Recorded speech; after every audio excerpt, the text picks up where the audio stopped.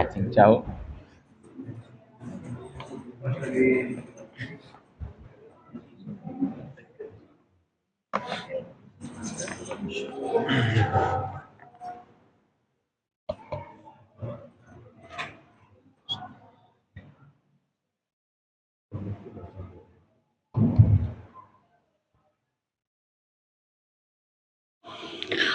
Bismillah, Assalamualaikum warahmatullahi wabarakatuh. Alhamdulillahillazi hadana lihada wa ma kunna linahtadiya laula an hadanallah. Asyhadu an la ilaha illallah, asyhadu anna Muhammadur Rasulullah. Allahumma salli ala sayyidina Muhammadin wa ala alihi wa sahbihi ajmain. Rabbi israh li sadri wa yassir li amri wa hlul 'uqdatam min lisani yafqahu qawli. Talabul ilmi faridatun ala kulli muslimin wal muslimatin. Jamaah salat maghrib yang dirahmati oleh Allah, alhamdulillah pada kesempatan malam ini, malam Sabtu, seperti biasa rutin kajian kitab Sulam Taufik dengan guru kita bersama. Alhamdulillah pula kita sudah melakukan sholat berjamaah, dan sambil menunggu datangnya waktu Isya, setiap malam Sabtu rutin pula yaitu kajian kitab untuk menambah pemahaman keislaman kita, guna dari menambah itu juga mudah-mudahan bisa juga menambah keistiqomahan kita dalam taat kepada Allah Subhanahu wa taala, karena di dalamnya ada informasi-informasi atau mafahim terkait dengan hukum-hukum syara, dan mudah-mudahan itu semua kita bisa melaksanakan apa yang disampaikan oleh guru kita dalam kitab-kitabnya, dalam nasihat-nasihatnya, dan mudah-mudahan pula itu menjadi amal baik buat kita sekalian. Salat salam semoga tercurah limpah kepada baginda Nabi Muhammad SAW, pada keluarga, sahabat, dan kepada kita sekalian.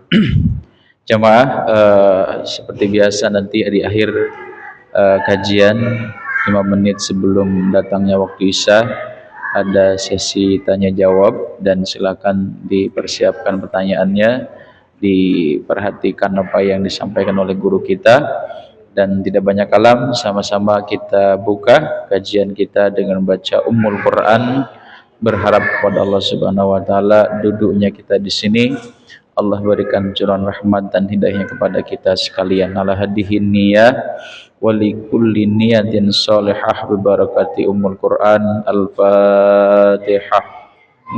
A'udzu billahi minasyaitonir rajim. Bismillahirrahmanirrahim. Alhamdulillahi rabbil alamin arrahmanir rahim maliki yaumiddin. Iyyaka na'budu wa iyyaka nasta'in. Ihdinas siratal mustaqim. Siratal ladzina an'amta 'alaihim ghairil maghdubi 'alaihim waladdallin. Dengan penuh hormat, waktu dan tempat kami persilakan.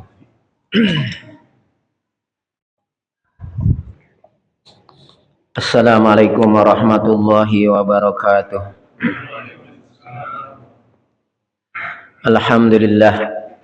Alhamdulillah wassalatu wassalamu ala Rasulillah Sayyidina Muhammad ibn Abdillah wa ala alihi wa sahbihi wa mawalah, amma ba'du. Innallaha wa malaikatahu yusalluna 'alan nabi ya ayyuhalladzina amanu sallu 'alaihi wa sallimu taslima. Allahumma salli wa sallim wa barik alaihi. Ya Rabbi bil Mustafa balligh maqasidana waghfir lana ma madha ya wasi'al karami.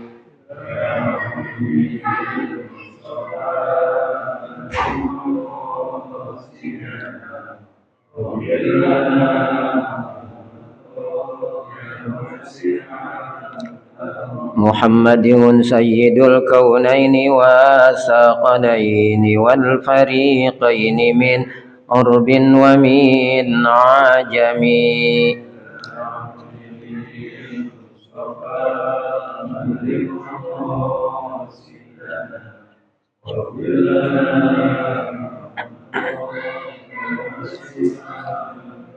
مولاي صل وسلم دائما أبدا على حبيبك خير الخلق كلهم.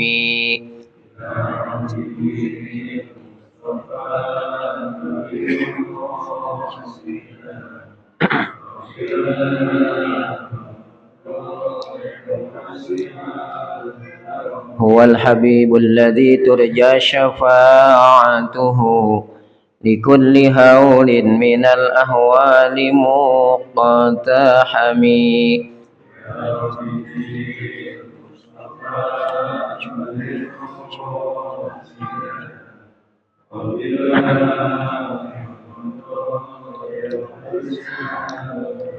اللهم صل وسلم وبارك عليه وعلى آله. بسم الله الرحمن الرحيم. سبحانك لا علم لنا إلا ما علمتنا إنك أنت العليم الحكيم. اللهم علمني الكتاب والحكمة وعلمني التأويل. اللهم اهدي قلبي وثبت لساني. اللهم افتح علينا حكمتك وانشر علينا من خزائن رحمتك يا أرحم الراحمين. اللهم نور قلوبنا بنور هدايتك كما نورت الأرض بنور شمسك أبدا أبدا برحمتك يا أرحم الراحمين. اللهم ارزقنا فتحا وفهما في القرآن العظيم نورا نهتدي به إلى الصراط المستقيم.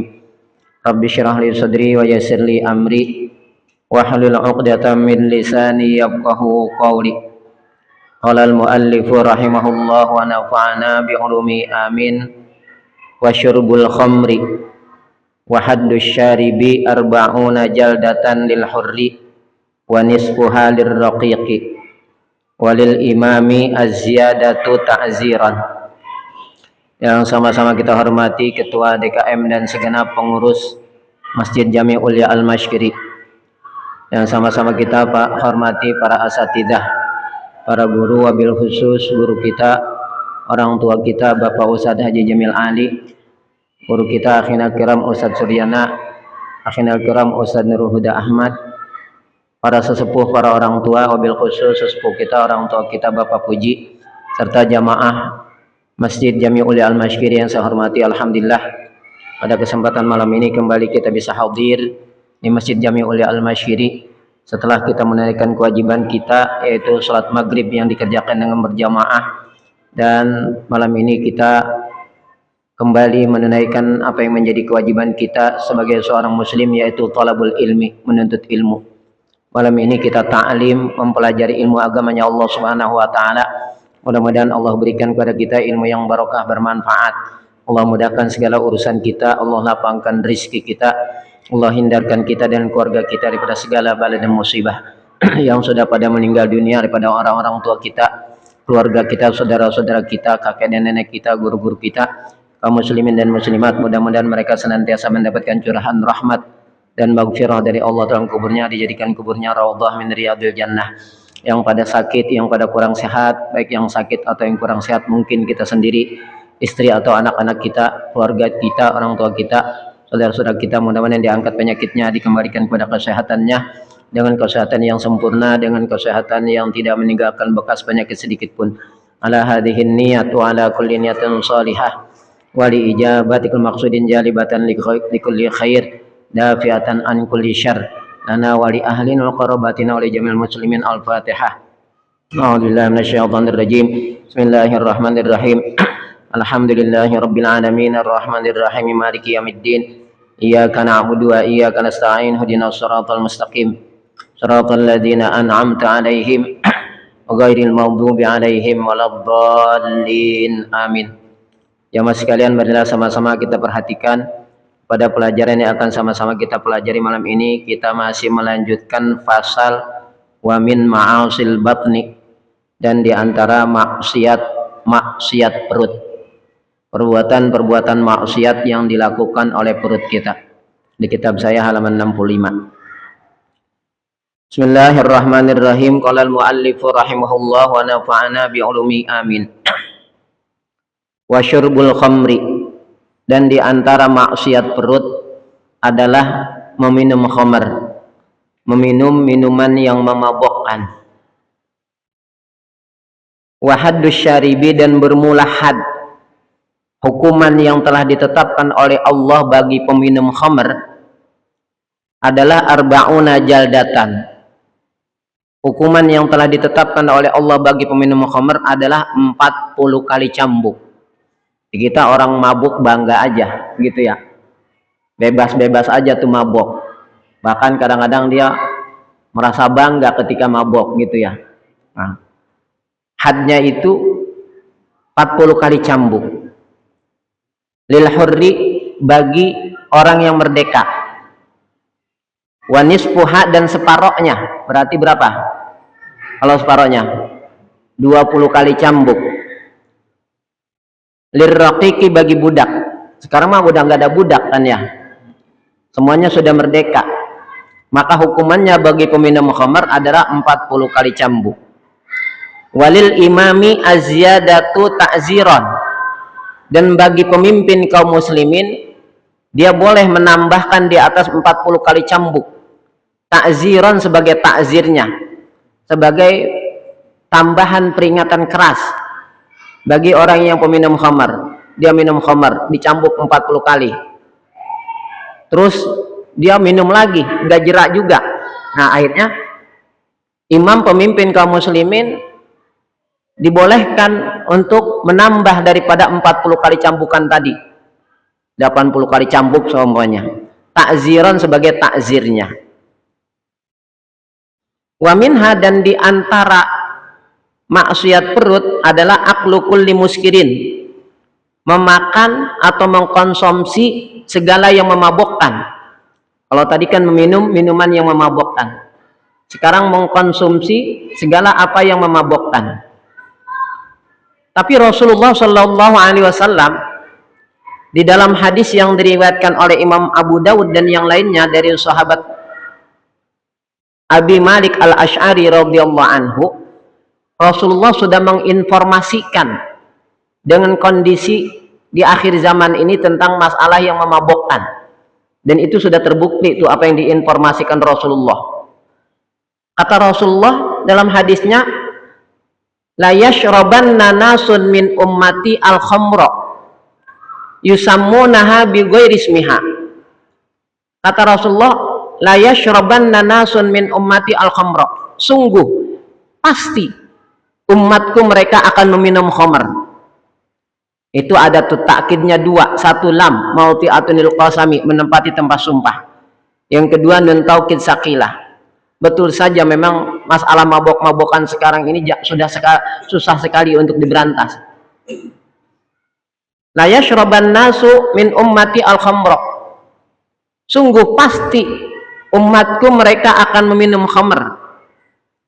Yusammunaha bi ghairi ismiha, yang mereka akan menamai khamr itu bi ghairi ismiha, bukan dengan namanya. Kalau dulu khamr ya khamr dari berupa minuman gitu. Kalau sekarang yang memabukkan itu bukan hanya berupa minuman, ada yang dihisap seperti ganja, morfin ya. Morfin ini dihisap juga bukan? Hah? Ya. Ada sabu-sabu, ada yang disuntik, ya. Tuh, ada yang berupa minuman. Udah macam-macam.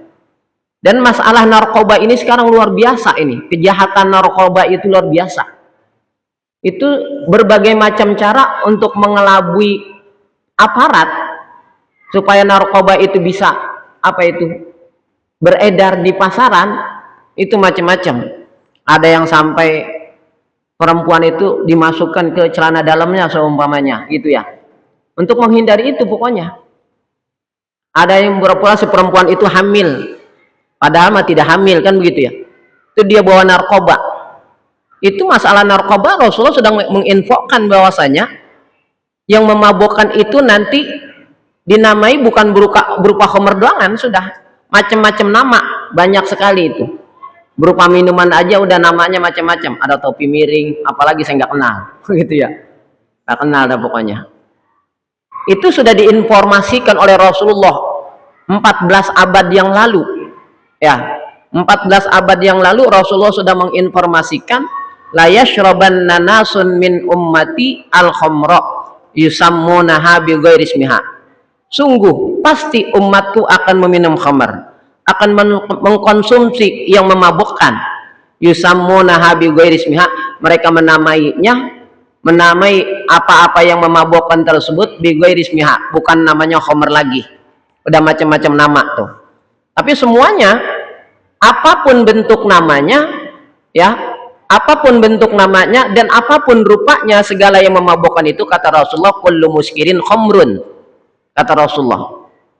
Setiap yang memabukkan itu namanya khamar. Kalau dalam istilah syariat, apapun bentuknya yang memabukkan tersebut, apapun namanya yang memabukkan tersebut, kalau dalam istilah syariat semuanya dinamakan apa? Khamr. Itu. Kullu muskirin khamrun wa kullu muskirin haramun, dan setiap yang memabukkan itu khamr. Sedikit ataupun banyak, kata Rasulullah, ma askara kasiruhu faqaliluhu haramun. Apa yang banyaknya memabukkan, faqaliluhu, maka juga sedikitnya juga apa? Haram. Nah, dulu orang-orang Arab itu kalau membuat khamr itu dari peresan anggur atau peresan korma. Padahal anggur dan korma ini dua buah yang menjadi konsumsi untuk menyehatkan kalau dikonsumsi sebagai apa? Buah-buahan.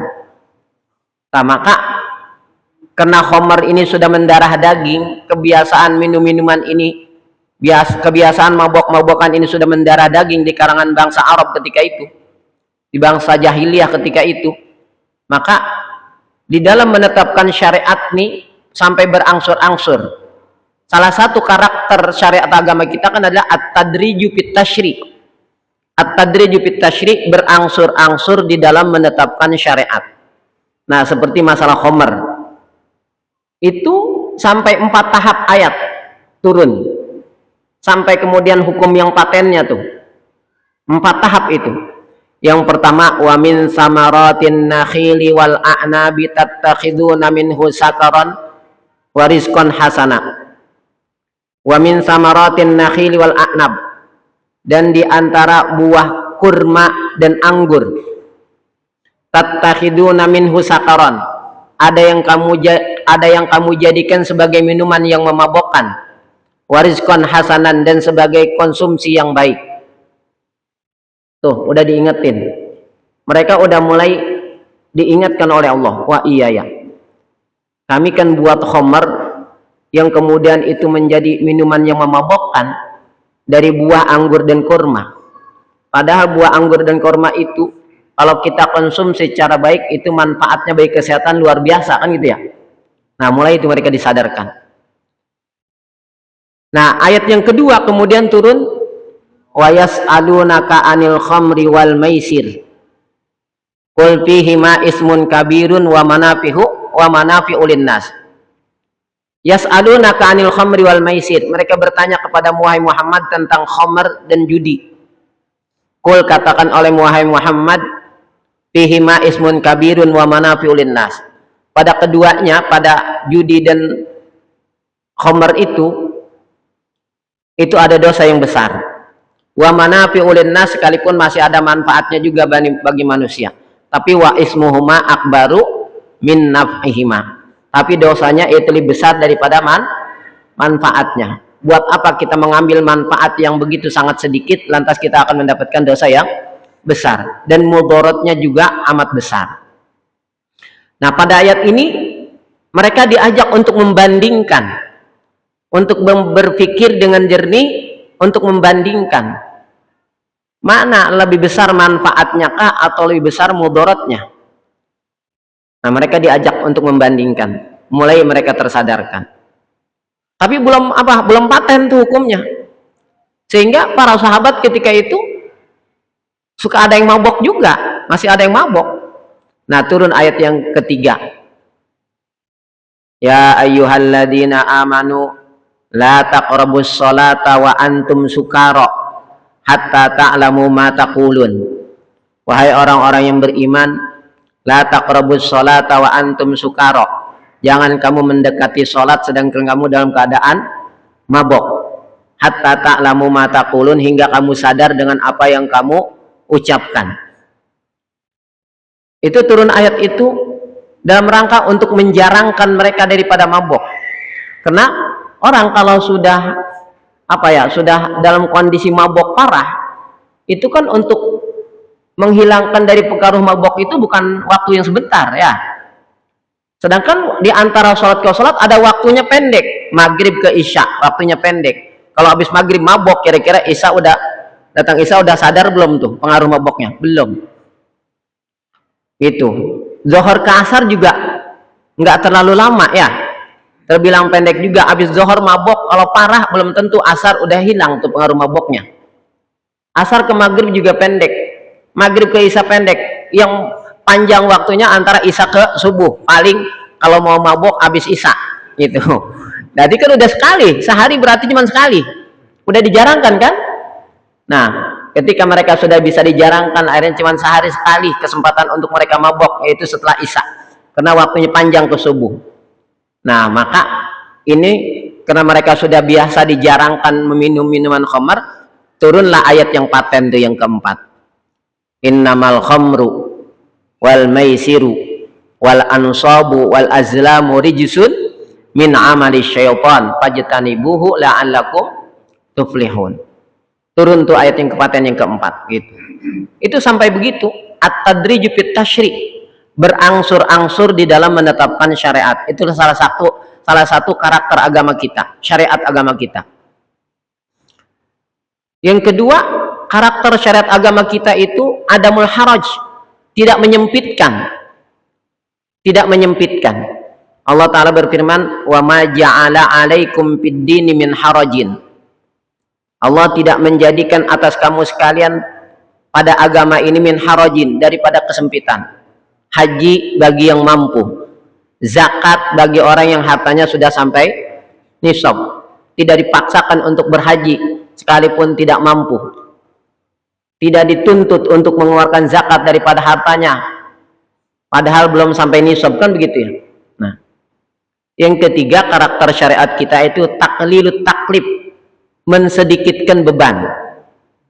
Mensedikitkan beban. Ketika seperti sholat, pada dasarnya sholat kita diperintahkan untuk berdiri, kan gitu ya. Nggak mampu berdiri nih, karena kondisi kita tidak memungkinkan untuk berdiri. Oh ya udah, kalau nggak mampu berdiri ya duduk, kan begitu ya. Tuh, nggak mampu duduk, berbaring. Nggak mampu dengan mengucapkan bacaan-bacaan sholat, ya sudah dengan diapakan? Dengan diisyaratkan. Seperti itu. Udah nggak mampu mengisyaratkan lagi, dilintaskan dalam pikiran kita. Udah nggak dilintaskan, innalillahi, berarti disolatin. Disolatin, kan begitu ya. Nah, itu syariat kita itu taklilut taklif, mensedikitkan beban. Makanya dalam kaidah fikih, al-masyaqqatu tajlibut taisiro, kesukaran itu menarik kepada kemudahan. Al-masyaqqatu tajlibut taisir, masyaqqah, kesukaran itu menarik kepada kemudahan. Ketika betul-betul terasa berat bagi kita sholat untuk berdiri, ya sudah duduk, dan begitu. Nah, itu karakter syariat agama kita. Nah, khamar ini bahkan Rasulullah dibandingkan kejahatan-kejahatan yang lain, dosa-dosa yang lain, khamar ini dikatakan oleh Rasulullah al-khamru ummul khaba'is. Khamar itu adalah induknya segala perbuatan keji. Khamar tuh. Kenapa? Karena orang kalau sudah mabok, dia bisa melakukan apa saja di luar kesadarannya, kan begitu ya. Gitu.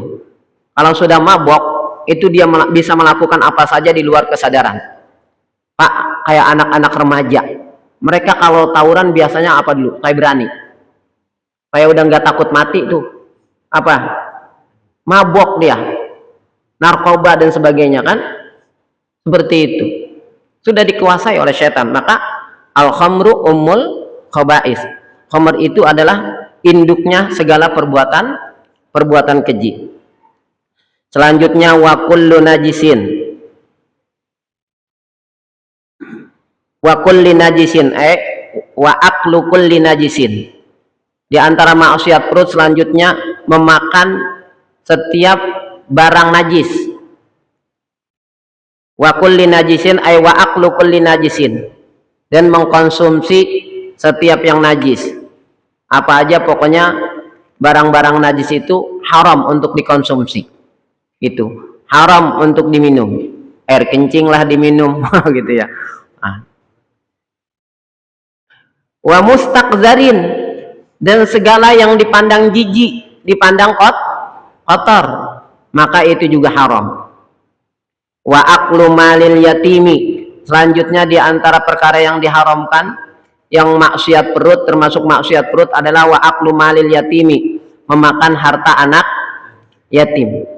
Allah Ta'ala berfirman itu di dalam Al-Quran, innal ladina ya'kuluna amwalal yatama zulman innama ya'kuluna fi butunihim nara wa sayaslawna sa'ira.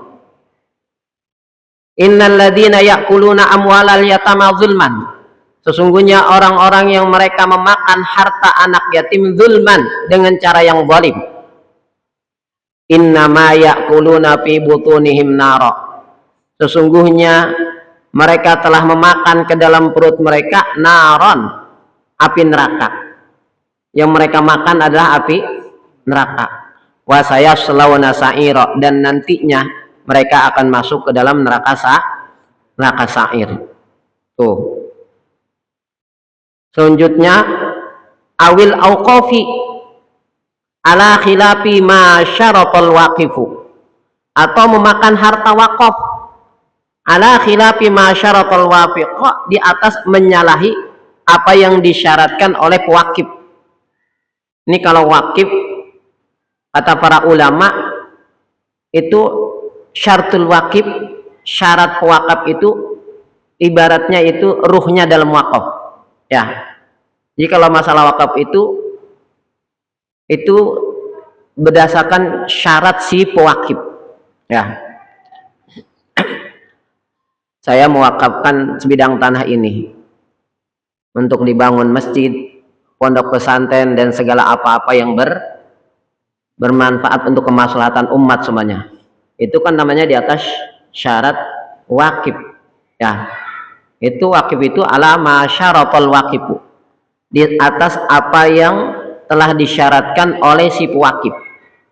Nah, dia memakan daripada wakaf menyalahi apa yang telah disyaratkan oleh si pewakif.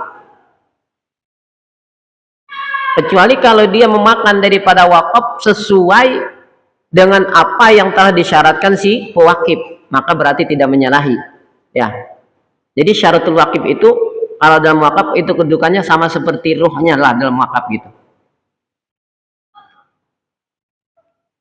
Wal ma'khudhi biwajhil haya, selanjutnya di antara maksiat perut adalah wal ma'khudhi biwajhil haya, mengambil, memakan dari apa yang diberikan oleh seseorang atas dasar dia malu ngasihnya.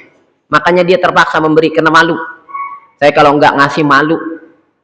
Nah, kalau kita tahu nih orang itu memberi kepada kita atas dasar dia malu, kalau nggak ngasih malu sama kita, atau kalau nggak ngasih malu sama hadirin, itu jangan diambil Pak kita ya. Kalau ada orang ngasih sama kita atas dasar biwajhil haya, atas dasar apa? Malu. Dia kalau nggak ngasih, saya malu nih. Itu kalau kita tahu dia ngasih sama kita itu karena malu, kalau dia nggak ngasih, dan jangan diambil Pak. Atau karena orang banyak, orang lain pada ngasih, dia nggak ngasih, malu, akhirnya terpaksa ngasih juga. Nah, itu kita mengambil biwajhil haya'i, dengan cara si orang yang memberi tersebut atas dasar malu ngasihnya. Kita jangan ambil Pak. Kalau dia memberi kepada kita atas dasar apa? Malu. Nah itu kalau kita memakan tuh atas dasar malu dia. Pamata akhadha syai'an aliman bi anna ba'isal mu'ti al haya'u minhu aw minal hadirin walaulahu lama a'tahu fahuwa haramun. Pamata akhadha syai'an, maka kapan-kapan dia mengambil sesuatu, aliman hal keadaannya dia mengetahui, bi anna ba'isal mu'ti bahwasanya yang mendorong atau yang memotivasi si pemberi adalah al-haya'u, yang mendorong si pemberi memberikan sesuatu itu al-haya'u. Apa dasarnya itu? Malu minhu, malu kepada dia kalau nggak ngasih, au minal hadirin, atau malu kepada para hadirin kalau dia nggak ngasih. Walaulahu lama a'tahu, kalau tidak karena demikian, kalau bukan karena malu ya, itu lama a'tahu, tentulah dia tidak akan memberikannya. Nah, fahuwa haramun, maka itu hukumnya haram. Wa yalzamuhu radduhu, dan wajiblah kita menolaknya. Udah, ente gak usah ngasih mas dah gitu. Saya ngasih, saya tahu ente ngasih itu kepada saya karena malu aja mas saya, dah gitu. Atau ente ngasih pada saya itu karena malu aja sama hadirin gitu, yang lain pada ngasih, masa kamu sendiri nggak ngasih, begitu ya. Udah mendingan jangan dah gitu ya. Terus seperti itu. Sekarang Isa jam berapa?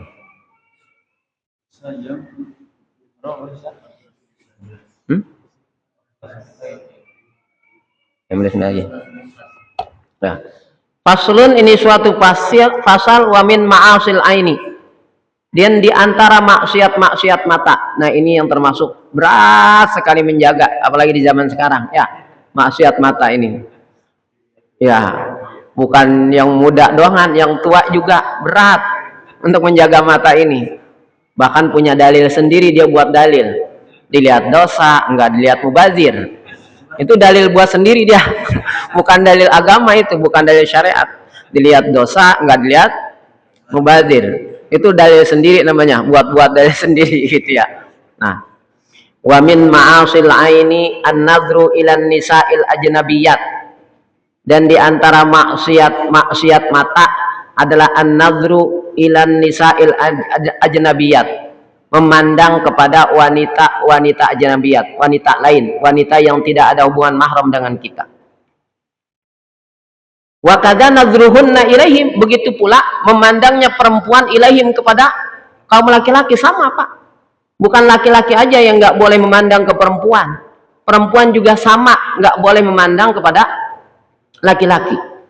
Allah Ta'ala berfirman di dalam Al-Quran, kullil mu'minina yaghuddu min absarihim wa yahfadhu furujahum wa kullil mu'minati yaghudduna min absarihinna wa yahfadna furujahunna. Kul, katakan oleh Muhammad, lil mu'minin, kepada laki-laki mukmin, ini kepada kita, yaghuddu min absarihim, agar mereka memejamkan pandangan mereka, bukan berarti merem Pak, urusannya nabrak tiang listrik urusannya ya, agar mereka menundukkan pandangan mereka, wa yahfadzu furujahum, dan memelihara atau menjaga kemaluan mereka. Wa kullil mu'minati, dan katakan juga kepada wanita-wanita mukminat, katakan juga kepada mereka tuh wanita mukminat, yaghudduna min absarihinna, agar mereka juga menundukkan pandangan mereka terhadap laki-laki. Nah, wa yahfadna furujahunna, dan agar mereka menjaga kemaluan mereka. Juga jadi bukan laki-laki aja Pak yang dilarang memandang perempuan, juga perempuan juga sama. Nah, cuman kadang-kadang kita Pak, kita ini takutnya melakukan sesuatu itu karena apa? Karena takut ketahuan orang, bukan takut ketahuan Allah gitu. Kalau takut pada ketahuan Allah, maka Allah selalu mengetahui. Kalau takut ketahuan orang, kan kita bisa melakukan sesuatu dengan cara yang kira-kira orang tidak mengetahui. Kalau dalam istilah syariat, dalam istilah Al-Quran, yaitu kha'inatal a'yun, pengkhianatan pandangan. Ya'lamu kha'inatal a'yuni wa ma tukhfis sudur. Allah mengetahui kha'inatal a'yuni, pengkhianatan pandangan, yaitu memandang dengan cara diam-diam. Memandang lewat apa itu kaca spion. Nah, itu aman dah. Ya, lewat kaca spion seumpamanya. Atau pura-pura pakai kacamata hitam. Orang nggak tahu, nggak ada yang tahu saya melototin dia tuh, perempuan, ngeliatin perempuan, pakai kacamata hitam. Ya, begitu. Ngelirik-lirik tuh, nggak ada yang tahu kan gitu ya. Kadang-kadang jalan mah istri itu kondangan berdua. Kadang-kadang gandengan lagi. Di sono ada yang bening-bening, melirik juga dia. Istrinya mah nggak tahu, dia ngelirik gitu ya. Itu khainatul a'yun. Allah mengetahui ya'lamu khainatal a'yuni wa ma tukhfis sudur. Allah mengetahui pengkhianatan pandangan wa ma tukhfis sudur, dan apa yang disembunyikan di dalam hati kita, di dalam dada kita. Nah, ini buat introspeksi kita aja, Pak. Kayaknya pada begitu nih kita nih. Ya, seperti itu.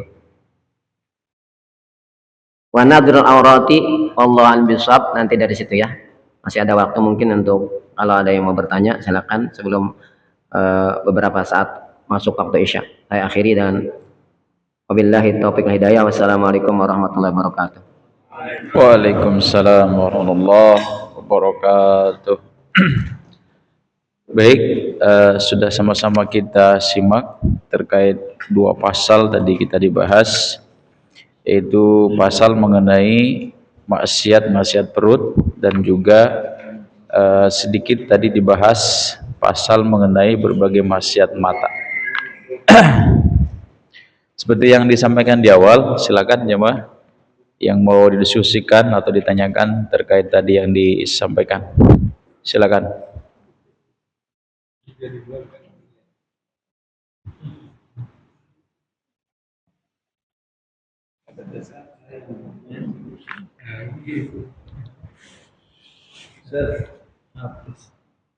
Kalau barang ada di luar gimana? Boleh nggak ngeliat itu? Oh, ada? Ya, saya bilang barang bagus itu saya nggak ngeliat itu. Nggak keduduk lagi, udah di luar ngamblak gitu. Cerdas itu agak dilihat. Ya. Boleh nggak dilihat itu? Masih nggak sengaja gitu? Nggak sengaja. Ya namanya sengaja nggak sengaja di luar adanya gitu. Oh gitu. Ya istilahnya kalau bahasa Betawi ngablak gitu. Ngablak. Iya.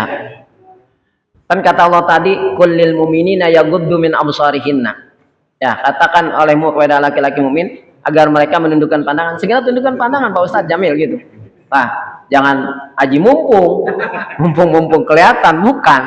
Segera tundukkan. Kalau penglihatan tanpa disengaja, kita melihat sesuatu yang diharamkan untuk dilihat tanpa sengaja, itu di dalam hadis kata Sayyidina Ali, an-nadratul ula laka wan nadratul ukhra alaika. An-nadratul ula laka, pandanganmu yang pertama itu laka, itu bagimu. Wan nadratul ukhra alaika, pandangan yang berikutnya itu yang dosa. Ya, kalau kita ngelihat nggak sengaja, jangan alhamdulillah, astagfirullah. Ya, alhamdulillah, kan saya nggak dosa gitu ya, karena nggak sengaja. Jangan alhamdulillah, astagfirullah tetap gitu ya. Itu. Astagfirullah tetap ya? Nah, tetap astagfirullah walaupun nggak dosa. Jangan alhamdulillah saya mandang tapi nggak dosa itu ya, nggak sengaja masalahnya, bukan begitu ya. Astagfirullah. Ya. Tapi jangan kemudian dilihatin lagi, diikuti pandangan berikutnya, wan nazratul ukhra alaika. Pandangan berikutnya itu yang dosa bagi kamu. Ya. Tuh. Gitu Tat, jangan dipantengin terus. Jangan dipantengin terus ya.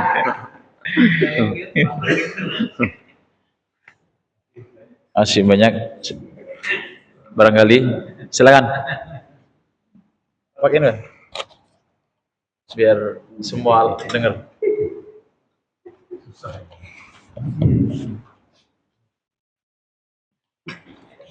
Assalamualaikum warahmatullahi wabarakatuh. Waalaikumsalam. Ustadz, mengenai khomer, apa hukumnya? Ini agak-agak beberapa ada yang beda pendapat mengenai tape ketan, Ustadz. Tape ketan itu kan fermentasi ya, yang kalau airnya itu kan juga pasti mengandung alkohol. Apakah itu halal atau haram? Tadi kan disebutkan juga walaupun sedikit itu juga bisa haram kan. Terus kedua, kalau parfum yang mengandung alkohol itu hukumnya seperti apa, Tat?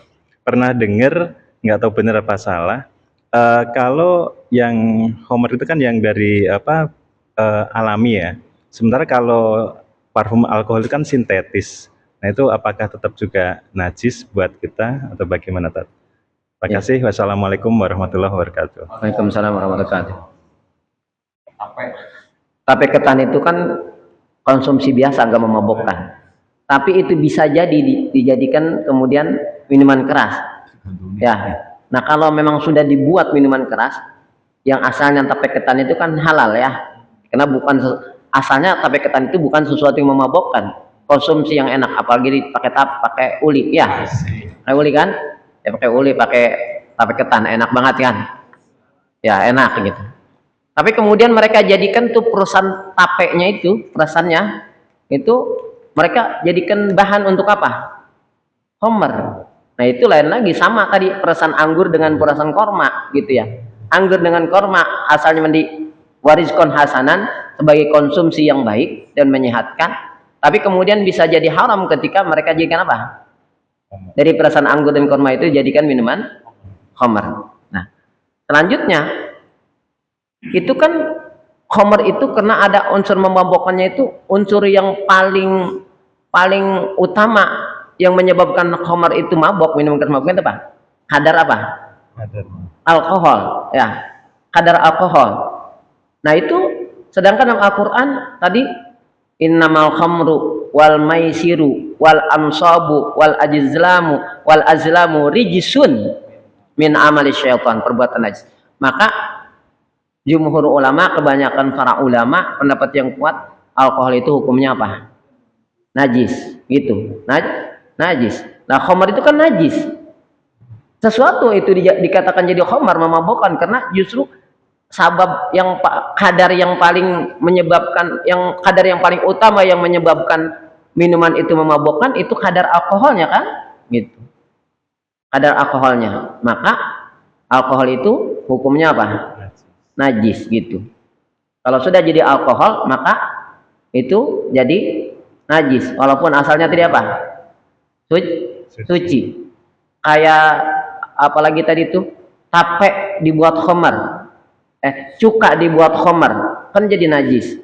Tapi kalau lantas khamar jadi cuka dengan sendirinya kan jadi suci gitu. Itu ya. Kan di antara yang barang yang najis jadi suci, yang pertama al-khamru idza takhallalat binafsiha. Khamr kan najis tuh. Idza takhallalat binafsiha, apabila dia jadi cuka dengan sendirinya, itu jadi suci. Karena emang asalnya khamr itu dari asal yang suci waktu dia buat. Apa itu? Perusahaan anggur dan kurma. Ya, ketika telah jadi khamr, minuman memabukkan jadi apa? Najis. Sekarang kalau lantas dia jadi cuka dengan sendirinya, itu maka jadi suci lagi. Di antara perkara yang najis yang kemudian jadi suci yaitu al-khamru idza takhallalat binafsiha. Khamr apabila dia jadi cuka dengan sendirinya. Tapi kalau dibuat cuka, khamr itu dijadikan cuka dengan dimasukkan semuanya biang cuka. Itu walaupun jadi cuka, selama-lamanya tidak suci dan tidak halal. Sebagaimana dalam suatu kaidah fikih, man ta'ajjala syai'an qabla awanihi uqiba bihirmanihi. Man ta'ajjala syai'an qabla awanihi, siapa orang yang pengen cepat-cepat mendapatkan sesuatu sebelum tiba masanya. Orang pengen buat cuka dari khamr, supaya pengen cepat nih jadi cuka dari khamr, dia masukkan tuh sesuatu ya, itu namanya man ta'ajjala syai'an qabla awanihi, maka uqiba bihirmanihi, maka dia akan diberikan sanksi dengan tercegahnya. Malah selama-lamanya itu cuka yang dari khamr yang disebabkan dikasih biang cuka semuanya dibuat jadi cuka dari khamr, itu malah nggak suci selama-lamanya sekalipun jadi cuka. Tapi kalau dia biar nanti pada suatu saat jadi cuka dengan sendirinya, pada masanya nanti jadi cuka dengan sendirinya, maka khamr itu jadi apa? Suci. Nah itu namanya al-khamru idza takhallalat binafsiha. Jadi jumhur ulama begitu tentang hukum apa itu alkohol ya. Gitu. Makanya kan di minyak-minyak wangi kan non alkohol gitu kan ya. Nah, supaya meyakinkan kita. Tapi wallahu alam, apa labelnya dengan non alkohol? Apa benar-benar jujur benar-benar non alkohol gitu ya?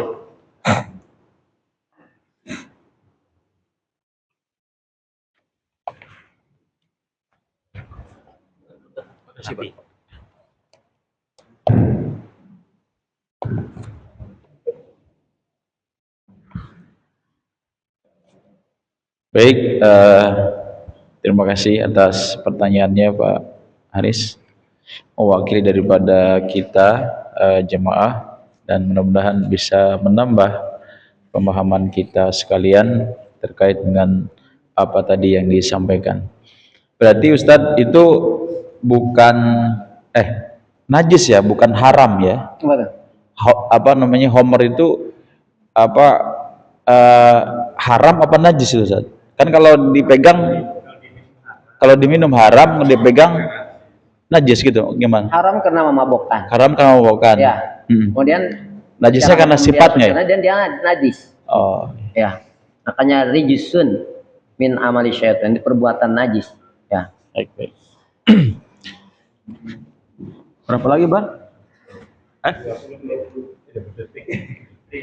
Baik, karena sudah 20 detik lagi atau 10 detik lagi akan masuk Isya, kita akhiri kajian kita dan kami sampaikan terima kasih kepada Ustadz guru kita yang sudah